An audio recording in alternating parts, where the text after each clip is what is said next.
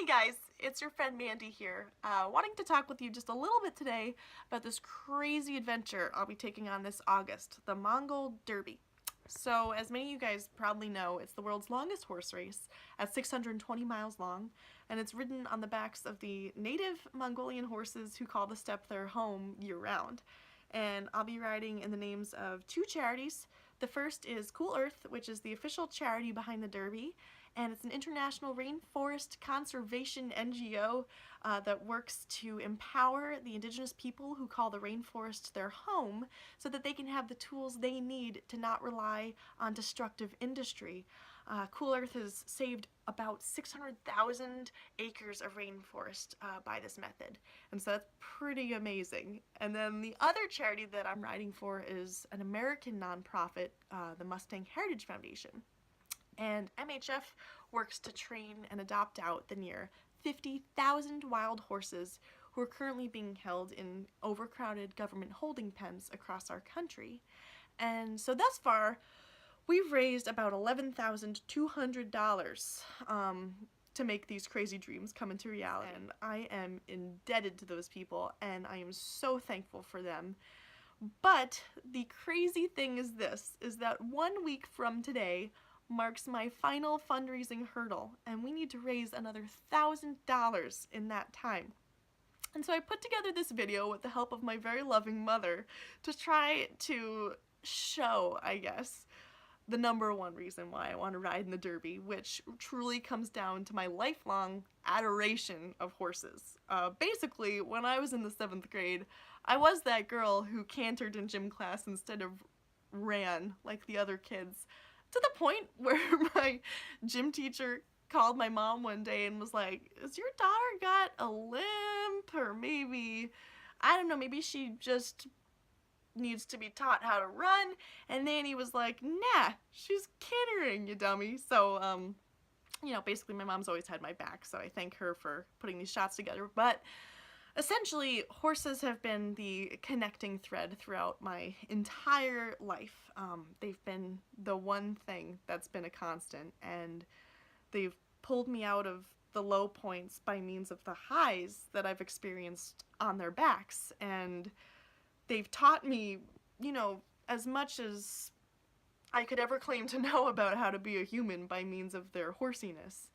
They've taught me how to trust. They've taught me about mutual respect, something that I wish we humans could offer one another, but that I will always offer the horses with whom I work. They've taught me about how risk in life is so very often worth the reward, how in order to experience all of life's beauty, this magnificent gift that we've been given to walk around and experience this beautiful planet, you gotta get yourself out there, you know. And I think all horse people would agree that every time we get on the back of a horse, we're taking a certain amount of risk, but it's just so worth it. It's worth every ounce of that. So thankful for each and every single one of those experiences, and even more so for the horses who have taught me all of this. And so this experience in August will just be the culmination of the first 25 years of my education. And I can't wait to take you guys there with me and to come back with all of my limbs still intact. It's gonna be great. And I just really hope, guys, if you can spare $1, $5, whatever you're comfortable with, I promise I will buy you a coffee. I swear. Or I'll give you a hug, or I'll draw you a picture. You know, just please help a sister out. I need you guys now. And so with that said, here's me and my most beloved horses. I love all of you guys so much, and I hope that you're having a fabulous springtime, and I'll talk with you soon, okay?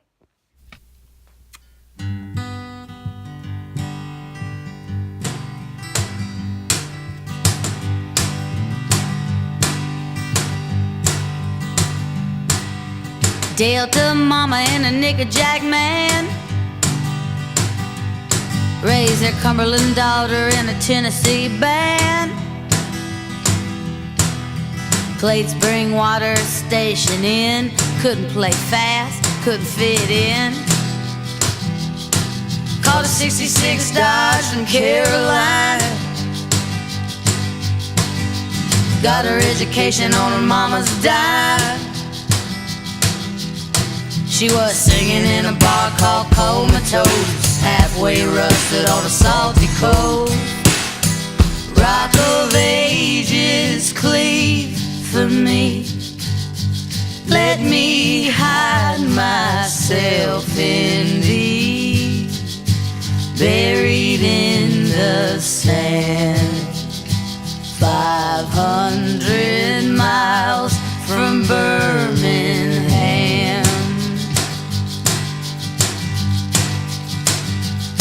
Well, rock a mountain cowboy in a rock and roll band, plug his amplifier in all across the land. Athens, Georgia on a Friday night, saw that little girl, she could sing alright. Spent 5 years going from town to town, waiting on that little girl to come around. Caught in the arms of New York City, to lose that gal seemed a terrible pity. Rock of ages, cleave for me. Let my heart forget of thee. Why do you demand calling me from Birmingham?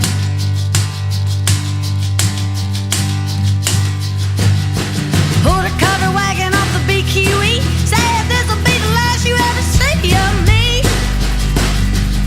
Well, the cowboy laughed, said no, it's not true, 'cause there's nothing I can do to get her loose from you.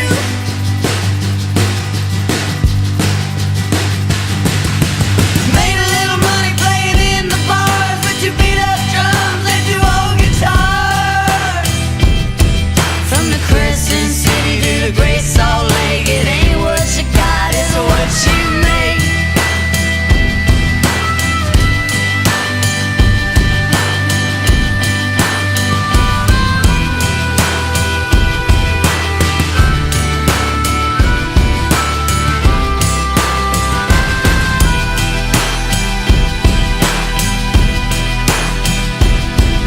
When the road got rough and the wheels all broke, couldn't take more than we could tow. Making something out of nothing with a scratch and a hole. 2 old guitars like a shovel